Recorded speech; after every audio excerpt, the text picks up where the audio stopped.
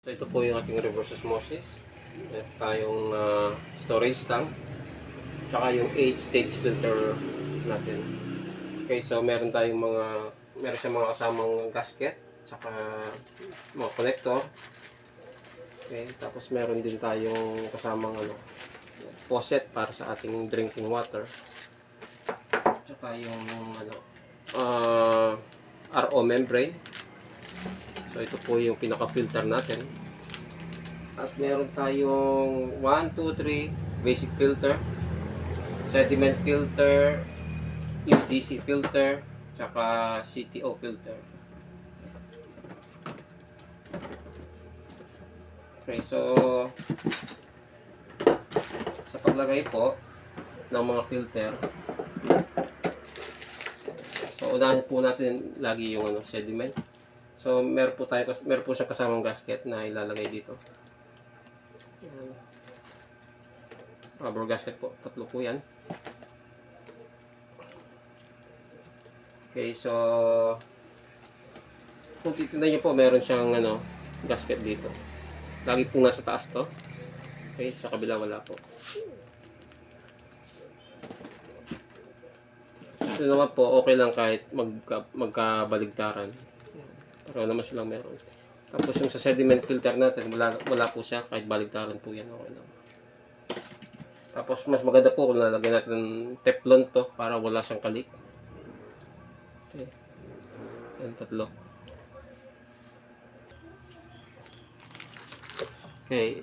So, ito pong binuksan natin is yung dito po ilalagay yung RO membrane. So, paglagay po, yan.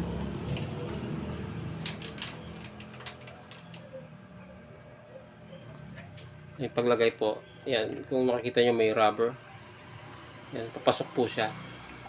Okay? Hanggang dulo po.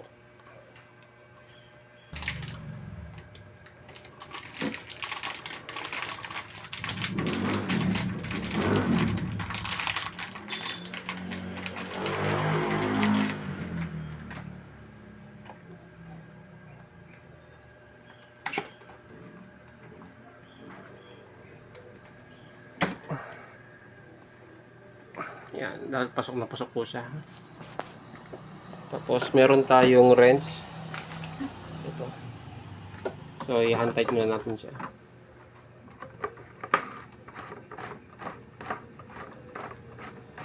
Tapos sa connection po sa tubing, ang pagtanggal ng tubing is ganito po. Okay? Yan. Kung nakikita nyo may ring siya, di ba? Yung bilog yan. Ipipress po natin yan. Tapos sabay hila. Yan. Para matanggal yung hose.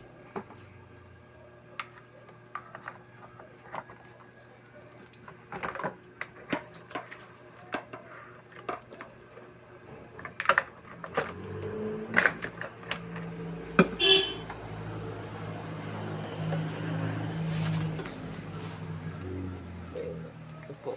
Tapos balik na lang natin. Paglagay po, ipupush lang natin.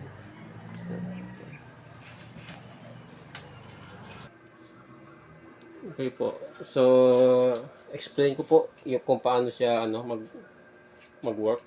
So, ito yung 3 basic filter natin. Sediment, UDF, at CTO.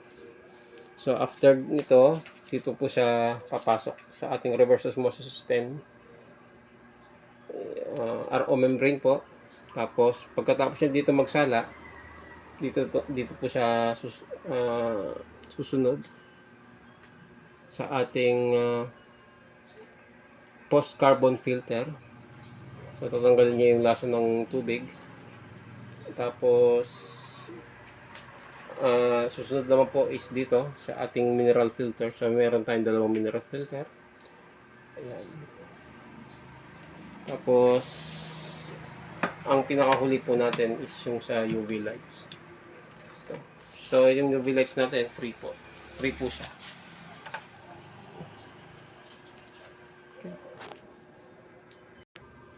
Okay, so kung gusto niyo po magpalit ng bulb, ganito po ang paglagay ng bulb.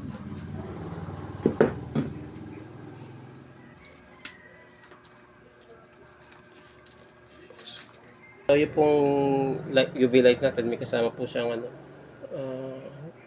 gasket. So, ang paglagay po,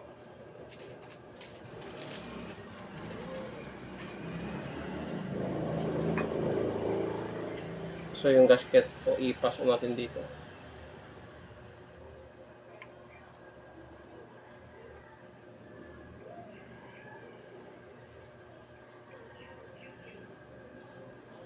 Ganyan po siya. Tapos, ipasok po natin yung tube niya.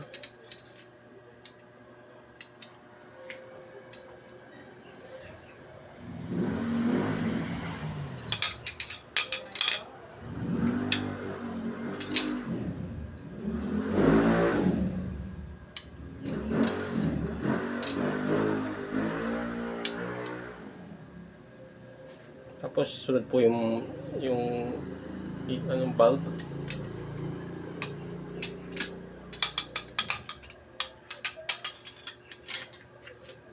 Tapos yung connection niya po.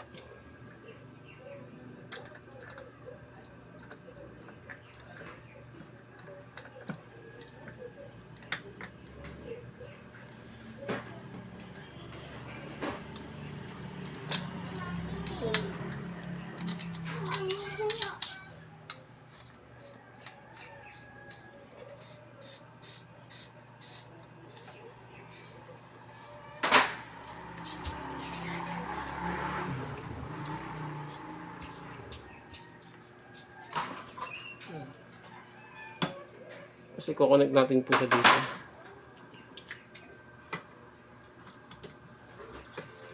Tapos dito na po yung sa faucet natin. Okay, yung maintenance naman po, so yung tatlong basic filter natin, 3 to 6 months po yung lifespan yan, depende sa quality ng tubig.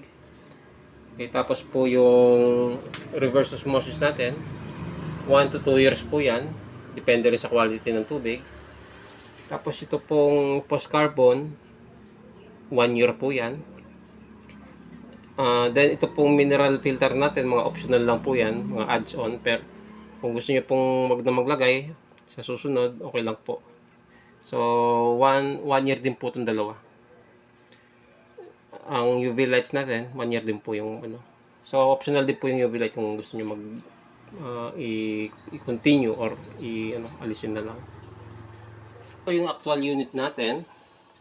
So kung makikita nyo, meron po tayong TVS monitor. So ito po yung sa kaliwa po.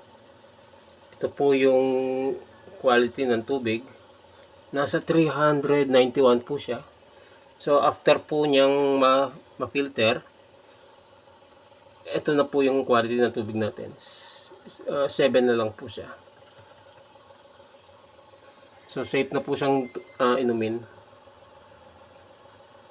So yung natin, yung filter natin, same technology po ng mga refilling station. Pinaliit lang po siya. So for drinking lang po siya, tsaka cooking. Tapos po meron tayong 5 bar dito kung nakikita nyo. Ito po yung indicator na pag kailangan na palitan yung mga filter. So po yan. So sa ngayon, mataas pa yung bar, ibig sabihin okay pa yung mga filter. So bababa po yan pag oras na sa pagpapalit.